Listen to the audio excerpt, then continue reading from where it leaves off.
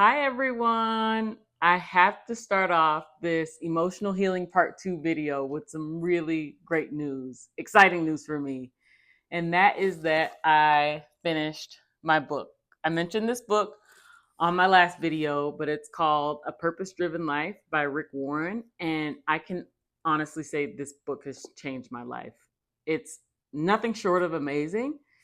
And I highly recommend it, not only for other couples or other individuals going through grief, going through trauma, feeling immense pain, but really anyone who just wants to become better, anyone who's motivated to change, and anyone who really wants to start living life on purpose. This book has been one of the best things that I've done since our devastating news. And I'm so excited to now actually be able to start applying some of it. Now that I've read, now that I've listened to the videos that accompany the book, it's just I'm so motivated. I'm more motivated than ever to really start not only fulfilling my own purpose, but fulfilling what I truly believe to be Aiden's purpose too, and the reason that God put him in Don in my life.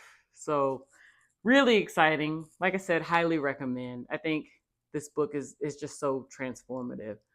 And one of the things I want to highlight now is just how much reflection, how much inner work I've done, just really looking deep within myself, having moments with myself that I've never had in my life because I've been accustomed to moving so fast and living this really fast paced go go go lifestyle that I really haven't had the moments that I have now. And it's been really telling to kind of already see such positive change in myself and in my perspective in a short time. And really the grief and the pain was the catalyst. I wouldn't be where I am now had our stillbirth not happened. And that was the worst pain I've ever experienced, but I'm in a place now where I am seeing a lot of positive, and I'm proud of that. Something that I've mentioned in past videos. It's obviously very important to me is my faith and my closeness with God, and that's been really solidified through this trauma, along with my closeness with my loved ones, and just feeling their support through all of this has been instrumental. And I, I've also noticed a shift in priorities. To be completely honest, Don and I laugh about it now when we think about stories from last year, the year before, things that mattered so much to us in the moment, things that were seemingly so catastrophic that now, I mean, if they happen to us today or tomorrow, we wouldn't lose a wink of sleep. So you realize what's most important in this life, and grief could really be a catalyst for a change in perspective, and I've already experienced that. So it's been great. It really has been that part of my healing. Something else. So in my last video, I want to talk about this because I shared how important community is. In fact, I said it's one of the things that you really don't want to neglect, is surrounding yourself with people who care, people who love you, people who are going to be there for you through the depths of despair. And over the past few days, the past week or so, I've really been doing that more so myself. And I want to talk about what it's been like, because for one, I've got a really great community at my church. I'm going to a new church now, and I've already felt so much love, kindness, and generosity, and just genuine care from the women and other members of my congregation. And that's felt really good. And I've gotten to the point where I've been able to open up to some of them about what Don and I are going through. And I've already felt a lot of positivity from their prayers that I would not have felt had I still been isolated and in phase one of my healing. So that's felt really awesome. In addition to that closeness and that community that I feel with my friends, Don and I just tonight were at dinner with another couple, and we're able to laugh and smile and find joy in hearing stories about their children and activities that they had planned. And these are things that we weren't doing in the early stages for obvious reasons. So it feels great to be able to do those types of things now. Another thing that Donna and I have been doing that's also really awesome is getting back into our gym routine. In fact, today is our 6th day in a row working out. And although 6 is not a huge number, I'm very proud of it. And it's been nice to just get back into somewhat of a routine there, play our music, do our different exercises, and get back into a healthy space. So 6 is, like I said, it's not a big number, but we're proud of it and we're hoping to continue our streak. That's been fun. Another huge thing that's coming up in a few days, it'll be Monday, and Donna and I will actually be back at work. This whole time we've taken our leave, we've taken our time to heal, advance our healing, I should say. We're definitely not fully healed, but we've advanced in our healing emotionally, and we're ready to get back into that routine as well. I personally am looking forward to it. I have such a loving community of people that I work with. They have been beyond kind, beyond compassionate, beyond caring, and to just be able to catch up with those people, express my appreciation, gratitude for everything that they've done. I look forward to it. I really do. So I'm excited to get back to work on Monday, feel some fulfillment in that area of my life as well. And again, surround myself with a positive community. That's what I'm really looking forward to. So can't state that enough, how important it is to do things like that as you heal. And it's been pivotal for Don and me.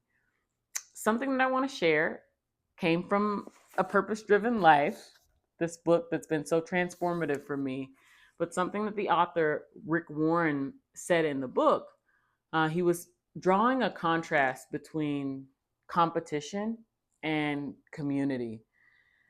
So, in his words, he talked about strengths creating competition and weaknesses creating community. So, when you think about what you're great at, your strengths, and if you flaunt or tout those to others, what it automatically does is it creates walls or brings up barriers, and it makes others want to compete with you or be better than you, which is not healthy. In all circumstances, I should say. It's not healthy in all circumstances. But when we're vulnerable about our weaknesses, when we share our weaknesses with others who truly care, it can create that community that actually lifts you up and helps you get through times of trouble. That's what we've felt. Another thing that Rick Warren says in his book that really stood out to me is that you can't see weaknesses from afar. So if you're looking at someone's life from afar, maybe judging their lifestyle or have preconceived notions about what they may be going through, you might think, oh, everything is great. That couple or those people are really enjoying life, carefree, no problems. It's what you see from afar. You see this masked weakness that presents itself as a strength. But when you get up close, you can really see the truth and what lies behind that mask. So there are a lot of great takeaways in Rick Warren's book, this book specifically, that I really love, and that's one of them. So community, love, these are all things that have helped my healing journey. Um, I want to touch on the power of your own personal choice as well. Um, I've had moments in this second phase, let's call it, of my emotional healing where I have been triggered. There have been things that I've seen that have triggered me into a negative space. There have been things that others have said that have triggered me into a negative space. Um, what I can say is that knowing I have the power to choose how I respond to those triggers, again, whether it is a child in a store, a baby crying, or someone asking, hey, what's your timeline on future children? Are you ready to try again now? Is now the time? Just different things that can be triggering in different ways. I have the power of choice. I have the power to choose how I respond to those things, and how deeply I let them affect me. If I know in my heart what my purpose is for living, and the positive transformation that I've already experienced, and how I've been empowered through this journey to help people, then those comments, those things that I see, the things that I may hear, don't affect me as much. So I would encourage all women or anyone going through this specific type of trauma to really take pride in your power of choice and how you respond. That's what you can control, is the way you respond. And just, again, using it in a positive way. I think that's really the best takeaway, and the best piece of advice that I can offer is staying positive in your response and controlling what you can control.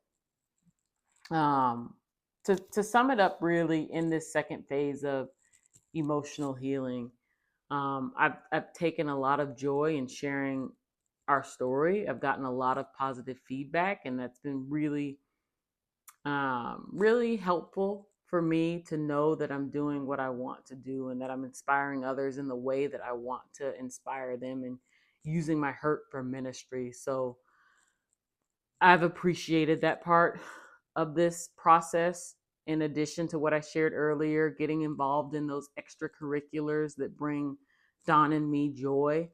When the time came for us to start doing those things more frequently, it was exciting, and it still is exciting. So we are both enjoying that. And last but not least, like I said, just being empowered by my choice and knowing that you can't escape triggers. There are always going to be things that may take you to a negative space. But if you know this is, I can fully assume how I'm responding to those things.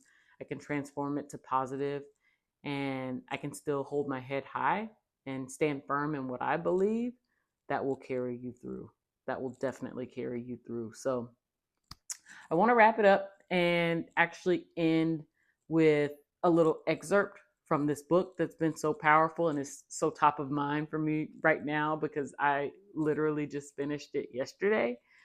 But what Rick Warren talks about in the whole context of transformation, he says, transforming and healing what can't be erased involves and affects us, obviously, but in the view of God's eternal purposes, it's not really about us. We aren't the point of our own stories. We are transformed to transform, and we are restored to restore. What does that all mean? To me, it means you're not the center of everything.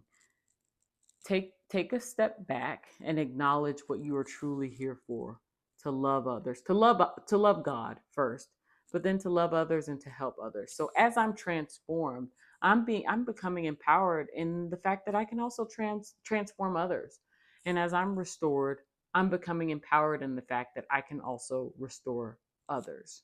Again, we are transformed to transform, and we are restored to restore. Very powerful for me, and something that I hope could be powerful and helpful for you all too. So thank you, and more content to come.